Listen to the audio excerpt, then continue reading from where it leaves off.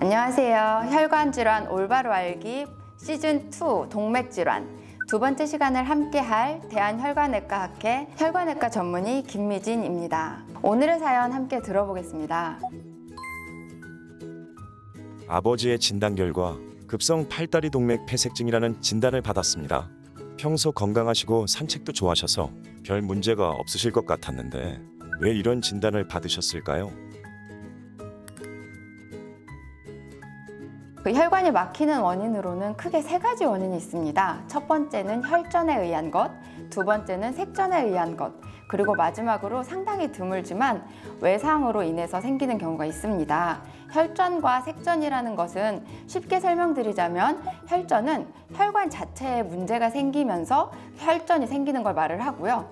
색전은 다른 데에서 원인이 돼서 혈전이 날아오는 것을 말을 하게 됩니다. 그리고 혈관이 막히는 경우는 아까 말씀드렸던 것처럼 혈전과 색전 두 가지가 가장 큰 요인이 되겠는데요.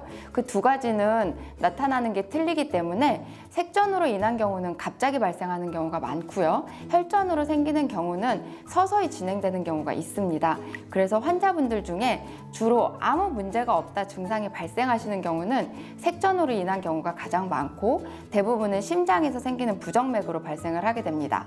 그리고 혈전으로 생기는 경우는 대부분 고령 환자분에서 나타나게 되고 혈관에 죽상 동맥 경화증이 있으면서 그 혈관에 문제가 생기기 때문에 서서히 환자분들은 다리에 불편함을 느끼시게 되고 걷기도 힘들어하시는 증상들이 오래전부터 나타나는 경우들이 있습니다. 그 이후에 갑자기 혈관이 막히고 통증이 더 심해지게 되는 거죠. 5가지 P라는 이야기로 증상을 말을 하게 되는데요. 첫 번째는 Progressive Pain, 지속되는 점점 심해지는 페인을 말을 하게 되고요. 두 번째는 파레스테시아, 감각 이상을 호소하게 됩니다. 그리고 세 번째로는 패럴라이시스라고 불리는 마비 증상을 환자분들이 호소하게 되고 네 번째로 펄슬리스니스라는 맥박이 사라지는 증상도 호소하게 됩니다. 마지막으로 팰러라고 하는 다리가 창백해지는 증상을 호소하게 되고 대부분의 경우엔 여기에 덧붙여서 다리가 상당히 차가워지는 증상도 환자분들은 호소하시게 됩니다. 여러분은 지금 대한혈관외과 학회에서 만드는 혈관질환 올바로 알기 시즌2 동맥질환 편을 보고 계십니다.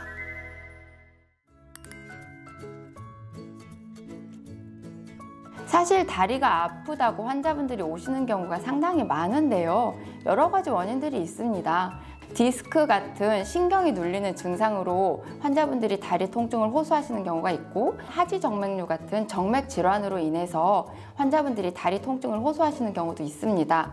실제로 혈관에 대한 부분은 잘 모르시는 분들이 많기 때문에 환자분들이 혈관외과는 가장 마지막에 오시는 경우가 많은데요. 환자분들이 통증을 느끼신다라고 하면 이런 혈관 질환에 대한 것들도 생각을 하시고 병원에 방문하시는 것이 좋을 거라고 생각을 합니다. 환자분들이 아시는 가장 흔한 검사가 아무래도 CT가 되겠는데요. CT뿐만 아니고 초음파 검사도 있게 되겠고 그리고 발목 상환 지수라는 팔과 다리의 혈압을 재는 그런 검사도 있습니다.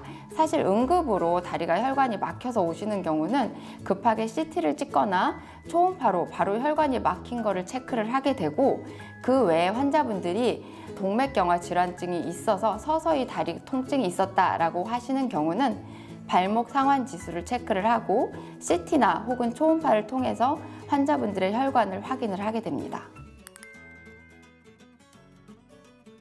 사실 환자분들이 다리가 아프시면 상당히 난감하신데요. 이게 어느 과에 가야 되는 문제인지 혹은 내가 어디에 문제가 있는 것인지 상당히 난감해하시고 고민하시는 분들이 많습니다. 그리고 또 하나는 사실 서서히 진행되는 경우가 많아서 환자분들이 불편함을 나중에 느끼시는 경우도 있거든요. 그래서 갑작스럽게 통증이 오는 경우를 제외하고라서도 평상시보다 걷는 속도가 느려진다거나 걷기가 힘들다거나 다리에 통증이 있다거나 혹은 잘 낫지 않는 상처들이 있는 경우에는 혈관 질환에 대한 문제를 생각을 하셔야 하고 그런 경우에는 혈관외과 전문의를 찾으시는 것이 좋을 거라고 생각합니다.